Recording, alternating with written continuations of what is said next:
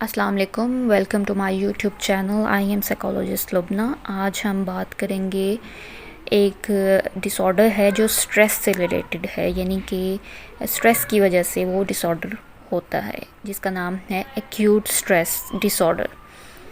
اچھا، acute stress dis order ہوتا کیا ہے، اس کی کیا وجوہات ہیں، اس کی تشخیص کیسے ہوتی ہے اور اس کا طریقہ علاج کیا ہے، آج کی ویڈیو میں یہ سب میں آپ کو بتاؤں گی.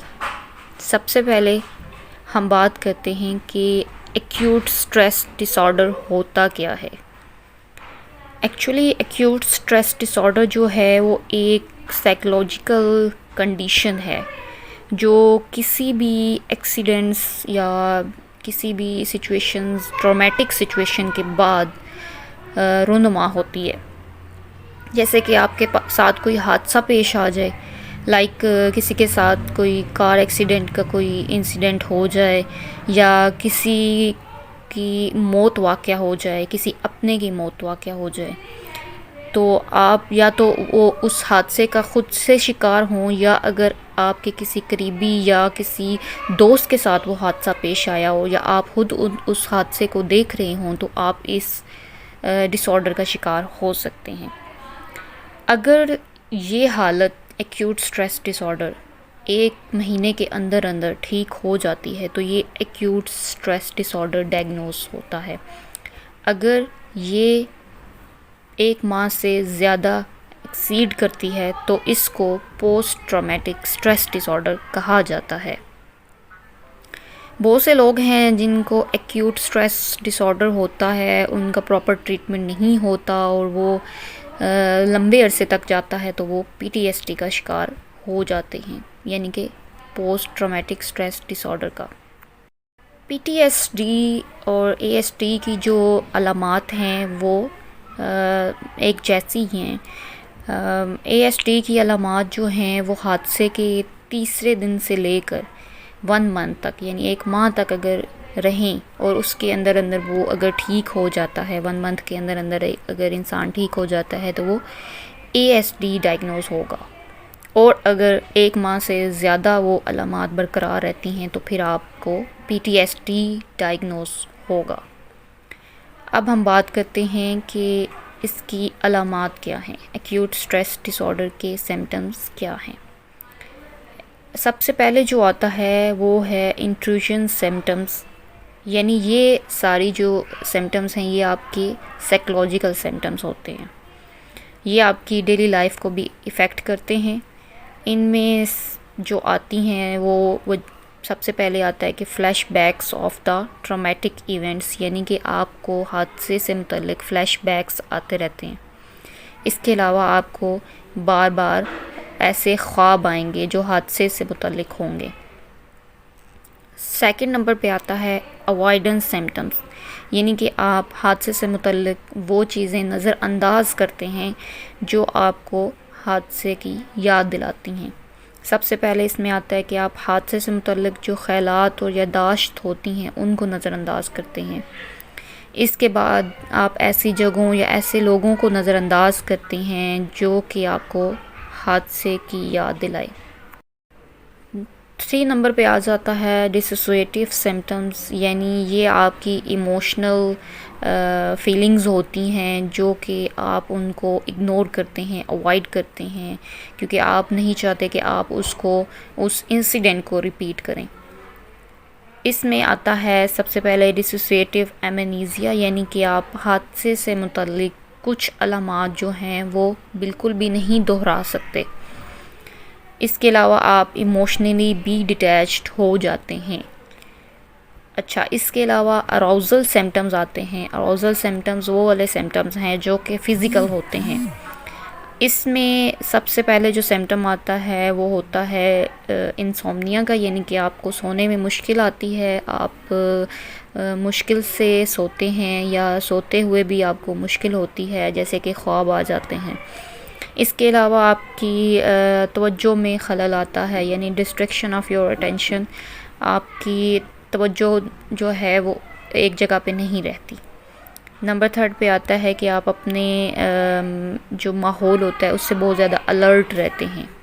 DSM-5 کے اکارڈنگ اگر آپ میں یہ 9 علامات موجود ہیں تو آپ ASD کا شکار ہیں۔ اب اس کا ڈائگنوسس کے بارے میں کچھ میں انفارمیشن آپ کو دینا چاہ رہی ہوں کہ ایکیوٹ سٹریس ڈس آرڈر کا ڈائگنوسس کرتے ہوئے آپ کے ڈاکٹر یا سائیکولوجسٹ کو اس چیز کو یقینی بنانا چاہیے کہ وہ آپ کا فزیکل ایگزامن ضرور کریں۔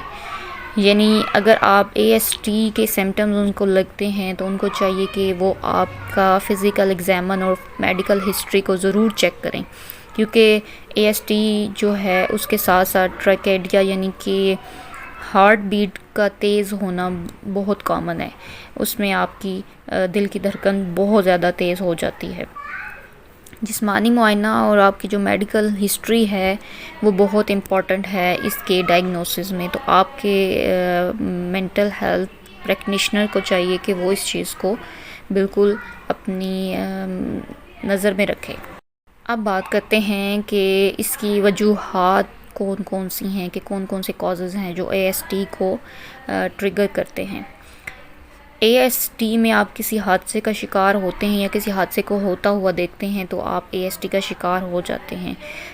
اگر آپ نے شوٹنگ دیکھی ہو، یعنی آپ کسی جگہ شوٹنگ دیکھ رہے ہوں یا آپ اس جگہ موجود ہوں، اس کے علاوہ آپ کسی کار ایکسیڈنٹ کا شکار ہو جائیں یا آپ نے کار ایکسیڈنٹ ہوتا دیکھا ہو، اس کے علاوہ آپ کسی جنگ میں ہوں یا آپ فائٹنگ کر رہے ہوں وہاں پہ، اس کے علاوہ آپ کو فزیکل یا سیکشولی اسلٹڈ کیا گیا ہو، اس کے علاوہ آپ کسی اپنے کی موت کے وجہ سے افسردہ ہوں یا کسی کے چلے جانے سے آپ افسردہ ہو جائیں، اچانک کسی کی ڈیتھ ہو جائے فیملی میں، تب بھی آپ کو ASD ہو سکتا ہے۔ اس کے علاوہ اگر آپ کوئی ایسی جگہ پہ ہوں جہاں پہ کوئی نیچرل ڈیزاسٹرز آ گیا ہو، زلزلہ، سیلاب وغیرہ، تو ایسی سچویشن میں بھی آپ ASD کا شکار ہو سکتے ہیں۔ ریسرچ سے یہ ثابت ہوا ہے کہ جو لوگ کار ایکسیڈنٹ کا شکار ہوتے ہیں ان میں ASD جلدی ڈیولپ ہو جاتا ہے۔ اب ہم بات کرتے ہیں کہ اس کا ٹریٹمنٹ کیا ہے، ہم ASD کو کیسے ٹریٹ کرتے ہیں۔ ASD کا ٹریٹمنٹ جو ہے وہ اس کی سیویرٹی لیول پہ ہوتا ہے۔ اگر تو ASD کا لیول اتنا ہے کہ وہ میڈیکیشن کے بغیر ٹھیک ہو سکتا ہے تو اس کے لیے psycho therapy is the best option. اگر ASD اتنا سویر ہے کہ وہ میڈیکیشن کے بغیر ٹھیک نہیں ہو سکتا تو آپ کا ہیلتھ پریکٹیشنر جو ہے وہ آپ کو سائیکو تھراپی کے ساتھ ساتھ میڈیکیشن بھی دے گا، اور بعض اوقات ایسا ہوتا ہے کہ آپ کو پہلے میڈیکیشن پہ رکھا جاتا ہے، اس کے بعد آپ کو سائیکو تھراپی اور میڈیکیشن دونوں دی جاتی ہیں۔ یہ آپ کی مرض کی نوعیت پہ ہوتا ہے کہ وہ کس قسم کا ہے۔ سائیکو تھراپی جو ہے اس میں CBT بہت کامن یوز ہو رہی ہے آج کل۔ CBT جو ہے وہ ASD کے لیے بہت زیادہ یوز ہوتی ہے۔ اس کے علاوہ CPT اور PEB یوز ہوتی ہے۔ میڈیکیشن کے ساتھ ساتھ سائیکو تھراپی یوز کروانا بہت افیکٹو ہے۔ اس کے علاوہ کچھ ایسی کوپنگ سکلز ہیں جو کہ آپ کو خود سے بھی دیکھنی چاہیے۔ ASD جو ہے وہ آپ کی جو ڈیلی لائف ہے اس کو افیکٹ کرتا ہے۔ اگر آپ اس کا علاج نہیں کرواتے تو یہ PTSD میں کنورٹ ہو جاتا ہے۔ جلدی تشخیص اور علاج سے آپ اس سے چھٹکارا پا سکتے ہیں۔ میں آپ سے کچھ ٹپس شیئر کرتی ہوں جس سے آپ خود اپنے آپ کو بہتر کر سکتے ہیں۔ سب سے پہلے don't neglect your physical health, یعنی کہ آپ اپنی جسمانی صحت کو کسی طریقے سے بھی نظر انداز نہ کریں۔ آپ اپنی صحت کے حوالے سے آپ اپنے آپ کا جائزہ لیں، اپنی ڈائٹ کو بیلنس رکھیں، ڈیلی ایکسرسائز کریں اور اپنی نیند کو بہتر کریں اور مکمل نیند لیں۔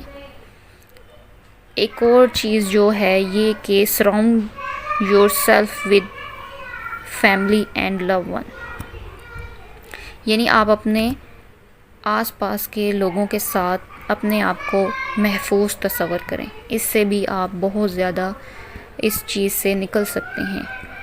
AST کے متعلق جتنی بھی معلومات تھی وہ میں نے آپ سے شیئر کی ہے. اگر آپ کو یہ ویڈیو اچھی لگی ہے تو مجھے کمنٹ باکس میں ضرور بتائیے گا. Thank you. اللہ حافظ.